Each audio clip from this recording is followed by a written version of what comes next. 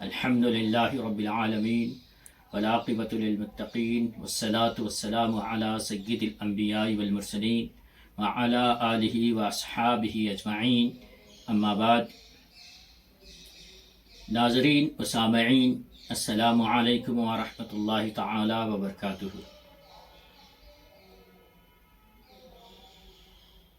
الحمدللہ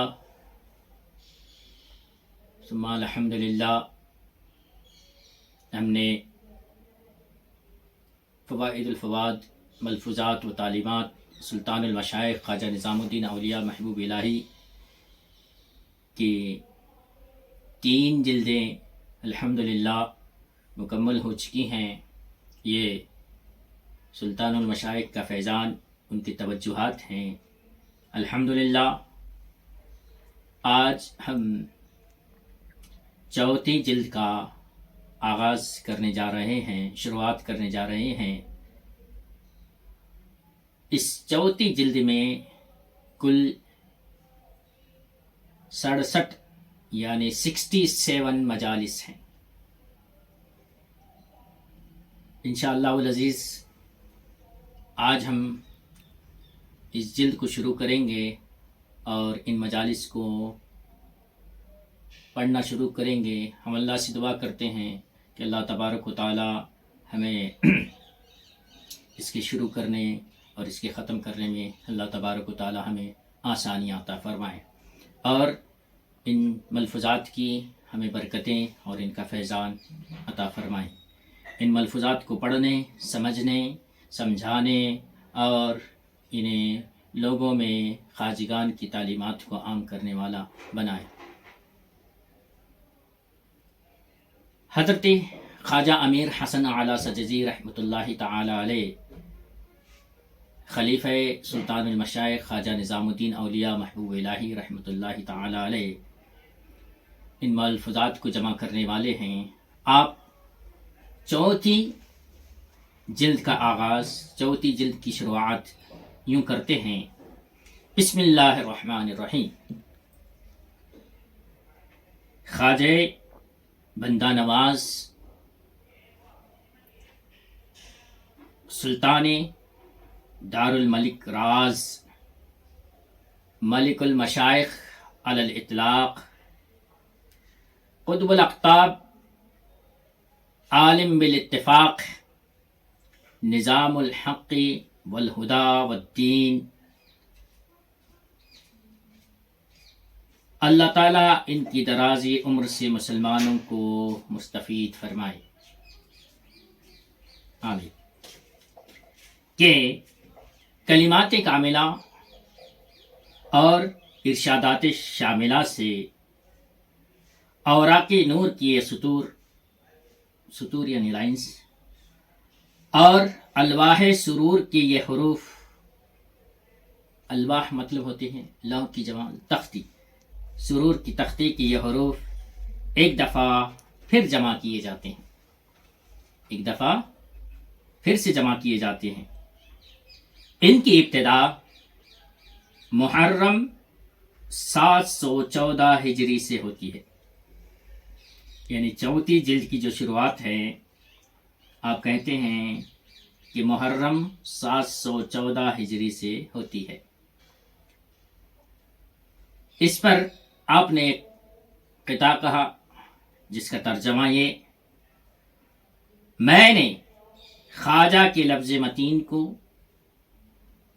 حبل المتین کی طرح تھام لیا، مضبوط رسی کی طرح تھام لیا، کیونکہ غم کے کنویں سے اسی رسی کے سہارے بغیر کوئی باہر نہیں نکل سکتا، کیونکہ غم کے کنویں سے اسی رسی کے سہارے بغیر کوئی باہر نہیں نکل سکتا۔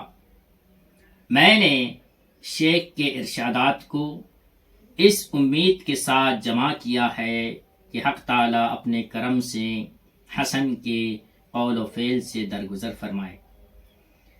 آپ فرماتے ہیں کہ میں نے اپنے شیخ خواجہ نظام الدین اولیاء محبوب الہی کے ملفوظات کو، ان کے ارشادات کو اس لیے جمع کیا ہے کہ اللہ تعالیٰ اپنے کرم سے حسن یعنی حسن اعلیٰ سجزی کے قول و فعل کو درگزر فرمائے، معاف فرمائے۔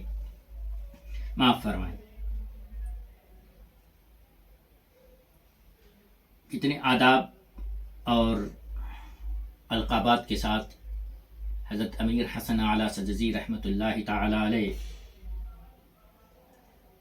نظام الدین اولیاء محبوب الہی کا تذکرہ کرتے ہیں، اور محرم 714 ہجری سے اس چوتھی جلد کی شروعات ہوئی، اور کہتے ہیں کہ میں نے حبل متین یعنی مضبوط رسی کی طرح میں نے اس کو تھام لیا ہے، اور غموں میں اسی کے سہارے مجھے نجات ملتی ہے۔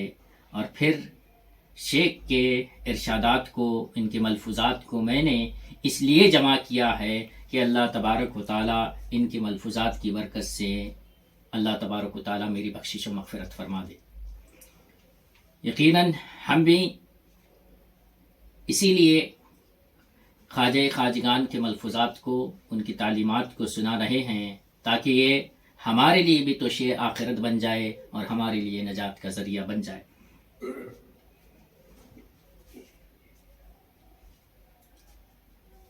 پہلی مجلس کی شروعات کرتے ہیں۔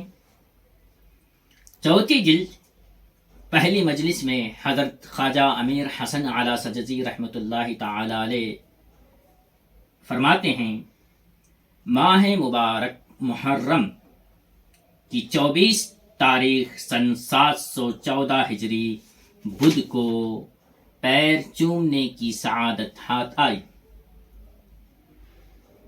اس روز بندہ حکم کے موافق اسی فوائد الفوات سے جمع کی ہوئی پہلی جلد خدمت میں لے گیا۔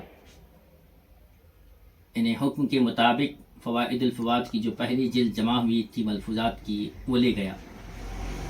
مطالعہ فرمانے کے بعد پسندیدگی کا شرف عطا فرمایا، یعنی خواجہ نظام الدین اولیاء محبوب الہی نے اس کا مطالعہ کیا اور پسند فرمایا۔ فوائد الفوات حضرت خواجہ امیر حسن اعلیٰ سجزی نے جمع کیا، محبوب الہی کی بارگاہ میں پیش کیا، اور محبوب الہی نے اسے پسندیدگی کا شرف عطا کیا، اور کہا اور ارشاد ہوا، اچھا لکھا ہے اور درویشانہ لکھا ہے۔ یقیناً بہت اچھا حضرت امیر حسن اعلیٰ سجزی رحمۃ اللہ تعالی علیہ نے اسے جمع کیا، اور واقعتاً درویشانہ آپ نے لکھا ہے۔ اور فرماتے ہیں، اور نام فوائد الفوات دلوں کے فائدے بھی اچھا رکھا ہے، یعنی ہر چیز کو حضرت نظام الدین اولیاء محبوب الہی نے پسندیدگی کا اظہار فرمایا۔ اس کے مناسب حال یہ حکایت بیان فرمائی۔ اسی کی مناسبت سے ایک حکایت صحابی رسول حضرت ابو ہریرہ کی بیان فرمائی کہ حضرت ابو ہریرہ رضی اللہ تعالی عنہ فتح خیبر کے وقت ایمان لائے۔ فتح خیبر کے وقت آپ ایمان لائے، اور فتح خیبر کے بعد پیغمبر علیہ السلام 3 برس سے زیادہ حیات ظاہر میں نہ رہے، مگر حضرت ابو ہریرہ رضی اللہ تعالی عنہ ان 3 سالوں میں اتنی حدیثوں کی روایت کی ہے کہ اگر تمام صحابہ کی روایت کردہ حدیثوں کو جمع کیا جائے تب بھی ان حدیثوں کا مقابلہ نہیں ہو سکتا۔ فتح خیبر کے وقت حضرت ابو ہریرہ ایمان لائے، ایمان لانے کے بعد انہوں نے اتنی زیادہ حدیثیں روایت کی ہیں کہ اگر سارے صحابہ کی روایتیں جمع کی جائیں اور حضرت ابو ہریرہ کی روایتیں ایک طرف رکھی جائیں تو سب سے زیادہ حضرت ابو ہریرہ رضی اللہ تعالیٰ عنہ کی روایتیں ہوں گی۔ اس کے بعد فرمایا کہ ان سے پوچھا گیا، یہ کیسے ممکن ہوا کہ آپ کو اتنی حدیثیں اتنی کم مدت میں یاد رہیں؟ یاد رہی، اور وہ صحابہ جو آپ سے برسوں زیادہ خدمت میں رہے ان کو یاد نہ رہی؟ آپ کہتے ہیں کہ اتنی ساری حدیثیں آپ نے کم مدت میں یاد رکھی، جو صحابہ آپ سے پہلے برسوں سے تھے انہیں یاد نہ رہی؟ آپ نے کہا، بولے پیغمبر نے علیہ السلام نے ہر صحابی کو کسی خاص کام میں لگا رکھا تھا۔ اللہ کے رسول علیہ السلام کے حکم کے مطابق صحابہ کو، ہر صحابی کو کسی نہ کسی اللہ کے رسول علیہ السلام نے الگ الگ کام میں لگا رکھا تھا۔ میں ہر وقت خدمت میں رہتا تھا، اسی لیے یاد رکھا۔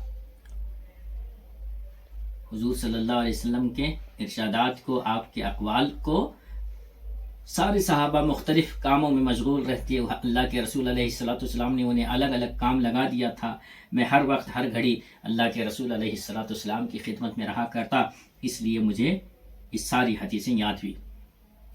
اس کے بعد فرمایا کہ ایک روز حضرت ابو ہریرہ رضی اللہ تعالی عنہ نے رسول علیہ السلام کی خدمت میں عرض کی، یا رسول اللہ، میں آپ کی زبان مبارک سے جو کچھ سنتا ہوں یاد کر لیتا ہوں، لیکن بعض حدیثیں یاد نہیں رہتی۔ حضرت ابو ہریرہ نے اللہ کے رسول سے پوچھا، کہا کہ میں جتنی بھی حدیثیں سنتا ہوں ساری یاد ہوتی ہیں، لیکن بعض یاد نہیں رہتی۔ تو رسول علیہ السلام نے ارشاد فرمایا، اگر تم چاہتے ہو کہ جو کچھ مجھ سے سنو یاد رہے تو جب میں کچھ بیان کروں تو تم اپنا پیراہن کا دامن پھیلایا کرو، چادر ہو تو اسے سامنے پھیلایا کرو، اور جب میں بیان کر لوں تو آہستہ سے دامن سمیٹ کر سینے پر رکھ لیا کرو۔ اللہ کے رسول علیہ السلام نے حضرت ابو ہریرہ سے کہا کہ تم اپنی چادر پھیلا لو یا دامن پھیلا لو، جب میں کوئی بات کہتا ہوں تو اس وقت اپنی چادر پھیلاؤ، اور جب ہماری باتیں ختم ہو جاتی ہیں تو اس چادر کو سمیٹ کے اپنے سینے پہ لگاؤ۔ جب ایسا کیا تو حضرت ابو ہریرہ رضی اللہ تعالی عنہ فرماتے ہیں کہ اس کے بعد میں کبھی نہیں بولا۔ بہرحال اس کے بعد فرمایا کہ امیر المؤمنین حضرت ابو بکر صدیق رضی اللہ تعالی عنہ نے اپنی ساری عمر میں 3 یا 4 حدیثوں کی روایت کی ہے۔ حضرت ابو بکر خلیفۃ المسلمین، پہلے خلیفہ، ان کے بارے میں ہیں کہ آپ نے صرف 3 یا 4 حدیثیں روایت کی ہیں، اور عبداللہ ابن عباس نے 10 سے کم، حضرت عبداللہ ابن عباس 10 سے کم، لیکن عبداللہ ابن مسعود نے ایسا زبردست فقیہ ہونے کے باوجود اپنی ساری عمر میں صرف 1 حدیث روایت فرمائی ہے، اور جس روز اس حدیث کی روایت فرمائی ان کا چہرہ ہیبت کے مارے بالکل پیلا پڑ گیا تھا، بدن پر رونگٹے کھڑے ہو گئے اور دونوں مونڈوں کے درمیان کی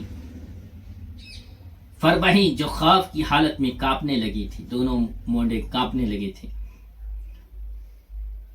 وہ کانپنے لگتی ہے اور وہ کانپنے لگی، اور اس کے بعد انہوں نے کہا کہ میں نے رسول اللہ سے سنا ہے، اور حدیث بیان کرنے کے بعد فرمانے لگے یہ الفاظ تھے یا اس مفہوم کے الفاظ تھے۔ اللہ اکبر۔ صحابہ کرام، عبداللہ ابن مسعود اتنے زبردست فقیہ ہونے کے باوجود اللہ کے رسول علیہ السلام کی حدیث بیان کرتے، اتنے ادب سے، اتنے خوف سے بیان کرتے کہ آپ کا بدن، چہرہ ہیبت سے پیلا پڑ جاتا، رونگٹے کھڑے ہو جاتے۔ اس قدر احتیاط، اس قدر ادب کے ساتھ آپ جو ہے حدیث بیان کرتے۔ یہاں سے رسول علیہ السلام کے صحابہ کا ذکر نکلا۔ فرمایا صحابہ میں سے 4 خلیفہ تھے، 3 عبداللہ۔ اس کے بعد امیر المؤمنین حضرت علی رضی اللہ تعالی عنہ کے مناقب میں فرمایا، ایک دفعہ رسول صلی اللہ علیہ وسلم نے حضرت علی کا ذکر صحابہ سے ان الفاظ میں فرمایا، تم سب میں سب سے بہتر جج علی ہیں۔ اقضا وہ ہوتا ہے جو سب سے اچھا فیصلہ کرتا ہو، یعنی اقضا وہی ہو سکتا ہے جو سب سے بڑا عالم ہو۔ صحابہ کرام میں اللہ کے رسول علیہ السلام نے مولا کائنات کے بارے میں فرمایا، اقضاکم علی، اقضاکم علی، تم میں سے سب سے بہترین فیصلہ کرنے والا ہے حضرت علی ہیں۔ اس کے بعد صحابہ کی یگانگت کے بارے میں یہ حکایت بیان فرمائی۔ ایک صحابی کسی مجمع میں تشریف رکھتے تھے اور کوئی شخص ان کی پشت پر بیٹھا ہوا تھا، اور یہ پشت کی طرف بیٹھنے والا شخص بار بار کہتا تھا، میں نے رسول اللہ صلی اللہ علیہ وسلم کو فرماتے سنا ہے کہ ایک روز میں فلاں جگہ تھا اور میرے ساتھ ابو بکر اور عمر تھے، اور پھر میں فلاں جگہ گیا، میرے ساتھ ابو بکر اور عمر تھے۔ اسی طرح کئی بار ذکر فرمایا کہ پیغمبر نے ارشاد کیا، فلاں جگہ میں تھا اور ابو بکر تھے۔ ان صحابی نے سر پھیر کر دیکھنا چاہا کہ یہ حکایت بیان کرنے والے کون ہیں، تو امیر المؤمنین حضرت علی رضی اللہ تعالیٰ عنہ تھے۔ اس حکایت کو بیان کرنے کا مقصد یہ تھا کہ صحابہ کی موافقت اور انصاف کو بیان کیا جائے، یعنی صحابہ میں کس قدر موافقت اور انصاف کو بیان کرنا مقصود ہے۔ ارشاد ہوا کہ صحابہ کی موافقت اور انصاف ایسا تھا، صحابہ کی ان آپس میں موافقت اور انصاف ایسا تھا۔ پھر اس حکایت کی مناسبت سے فرمایا کہ ایک دفعہ حضرت عمر رضی اللہ تعالی عنہ نے فرمایا، اے کاش میں ابو بکر کے سینے کا ایک بال ہوتا رضی اللہ تعالی عنہم اجمعین۔ کتنا ادب، کتنا لحاظ صحابہ کرام کا آپس میں ایک دوسرے کے لیے تھا، ایک دوسرے کا لحاظ کتنا تھا۔ صحابہ کرام اللہ کے رسول صلی اللہ تعالی علیہ وسلم